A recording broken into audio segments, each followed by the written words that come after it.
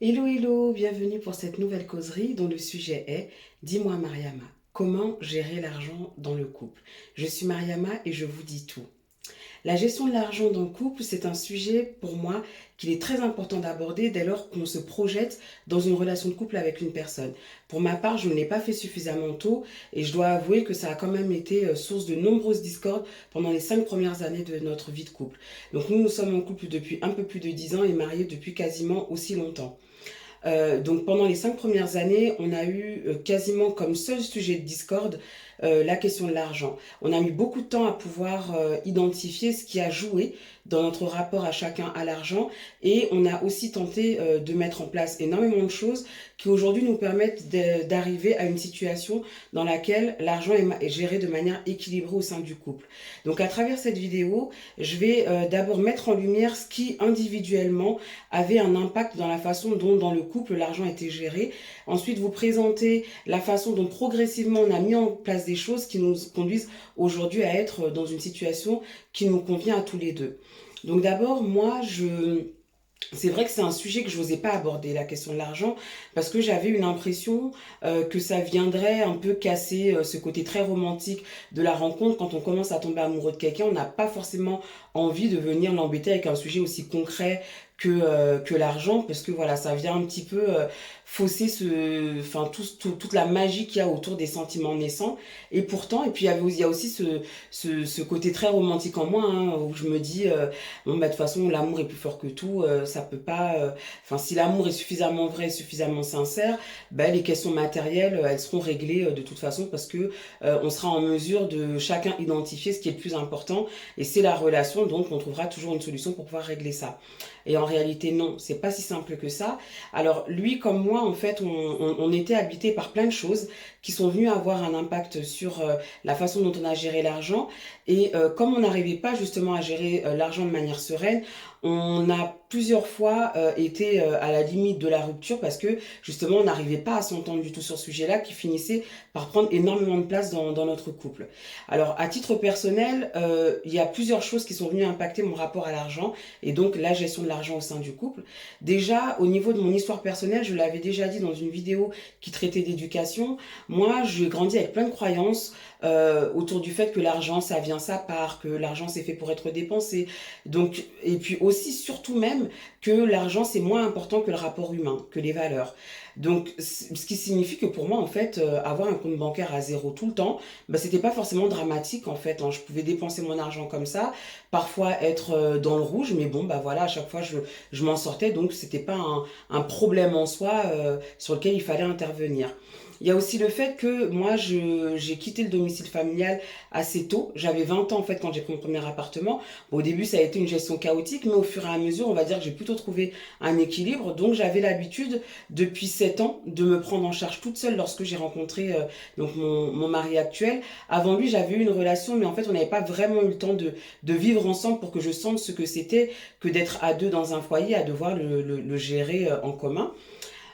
L'autre chose, c'est que le fait justement que j'habitais seule depuis longtemps et que j'avais appris à gérer mon argent, ça faisait de moi une personne plutôt indépendante par rapport à ça. Et c'est vrai que je me voyais pas rendre des comptes, je me voyais pas dépendre de quelqu'un et encore moins d'un homme, parce que voilà, moi dans ma tête, quand tu dépends d'un homme, c'est que tu donnes un peu trop de pouvoir sur ta personne et qui peut te nuire s'il le souhaite.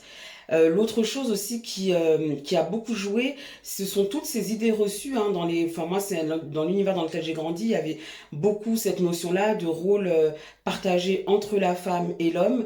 L'homme, lui, c'est plutôt aller chercher les sous, subvenir aux besoins de sa famille, c'est-à-dire payer le loyer de manière très concrète, la nourriture, voilà les charges de la maison, tandis que la femme, elle, c'est s'occuper de l'intérieur, éduquer les enfants et aussi se satisfaire aux besoins de son mari.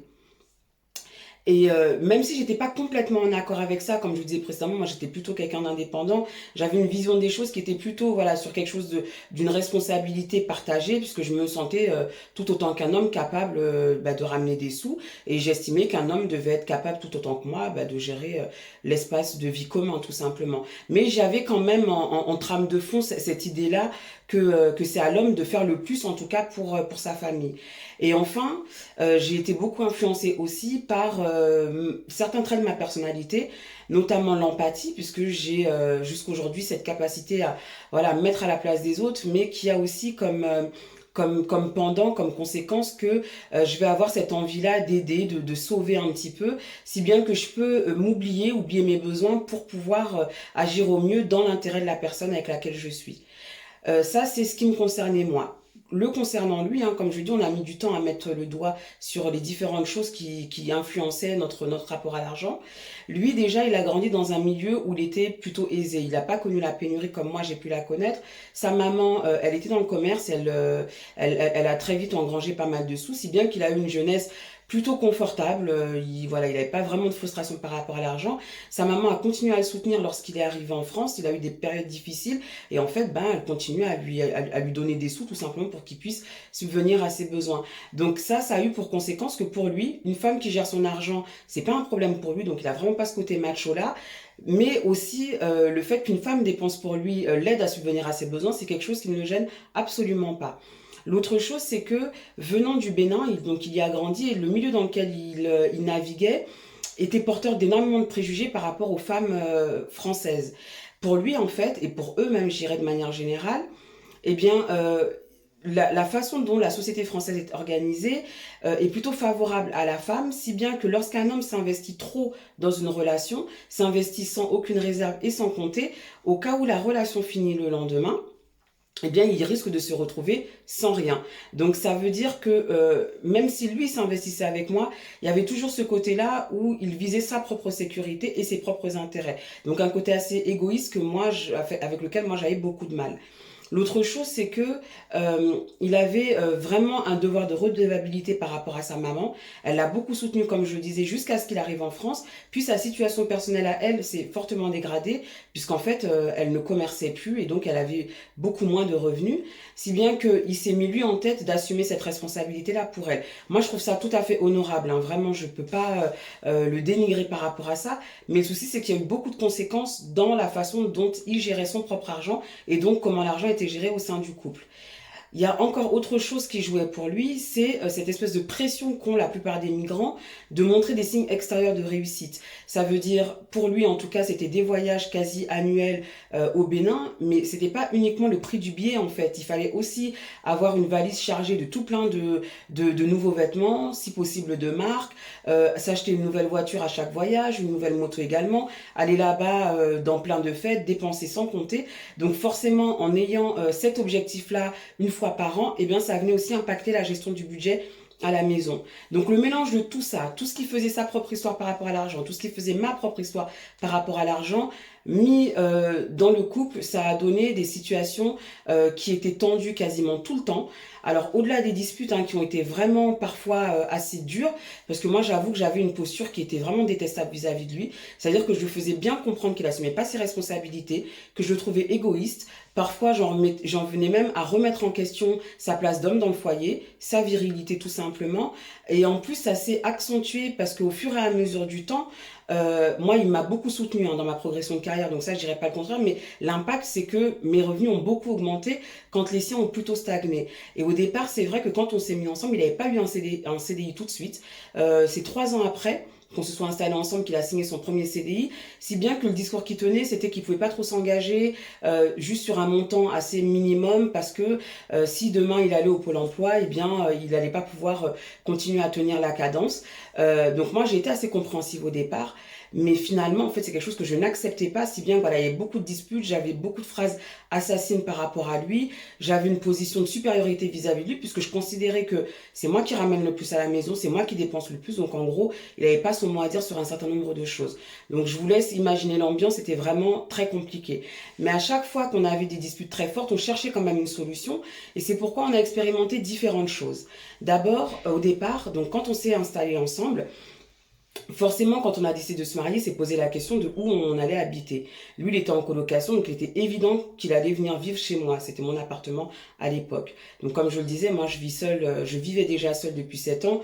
Donc, j'avais un appartement qui était suffisamment grand, en tout cas, pour que 2 personnes puissent y vivre ensemble. Et on a déménagé plus tard, mais dans l'immédiat, en tout cas, ça faisait l'affaire. Donc, pour justement ne pas trop le charger, parce que je savais qu'il n'était pas en CDI, je lui avais proposé de me verser le même montant que ce qu'il payait dans sa colocation. Donc comme moi, de toute façon, je payais déjà tout toute seule, ben, je voyais cette rentrée d'argent comme quelque chose de positif qui allait plutôt faire du bien à mon budget personnel puisque c'était une rentrée d'argent que j'avais pas envisagée. Sauf qu'en fait, c'est pas comme ça vraiment que ça s'est passé. La première année, on n'a pas trop senti la conséquence. Enfin, moi, en tout cas, j'ai pas trop senti le fait que les charges augmentaient parce qu'on vivait à deux. Mais la deuxième année, en fait, on a déménagé dans un logement plus grand puisqu'on avait le projet de fonder une famille. Donc, qui dit logement plus grand dit loyer plus important, dit charges de manière générale plus importante, et puis les impôts venaient se mêler à ça puisque étant donné qu'on était mariés, donc on déclarait tous les deux. Et ce qui s'est passé, c'est que au départ, lui, donc comme je le disais, il voulait pas augmenter sa contribution. Toutes les charges étaient prélevées sur mon salaire, sur mon compte bancaire. Donc ça, c'est quelque chose qui ne me convenait pas au bout d'un moment. Donc ce qu'on a fait, passé cette phase-là, c'est qu'on a ouvert un compte commun et on a en fait, en chaque début d'année, plutôt chaque fin d'année, on regardait quelles seraient les charges pour l'année à venir et on faisait 50-50. Chacun devait verser sa contribution sur le compte commun et puis tous les prélèvements se faisaient là. Sauf que moi, je regardais le compte bancaire de très près. Lui, il faisait des virements, mais qui correspondaient pas à la totalité de la somme qui était sa part. Donc très souvent, en fait, moi, je faisais un complément de versement au cours du mois. C'était pas des sommes importantes, c'est pas trop la question de la somme, mais c'était vraiment sur le principe où j'avais beaucoup de mal avec ça, parce que pour moi, on avait tout fait pour que justement ce soit le plus facile possible et que chacun soit responsable en fait. Et là encore, ça n'a pas fonctionné. Donc la fois d'après, ce qu'on a décidé, c'est que chacun avait des dépenses qui étaient affectées. Lui, il payait le loyer qui était prélevé sur son compte personnel ainsi que les charges d'énergie.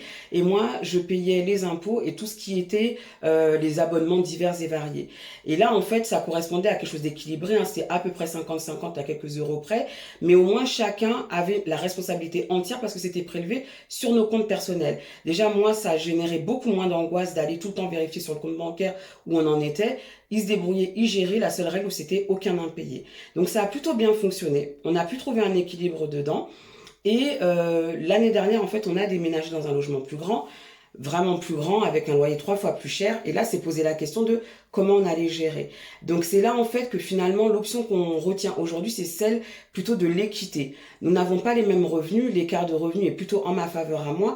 Donc si bien que lui, on a défini un montant qu'il prenait en charge, donc le loyer est prélevé sur le compte bancaire, on fait 50-50, et lui il a en plus les charges d'énergie, et puis moi je complète par rapport aux autres charges diverses et variées.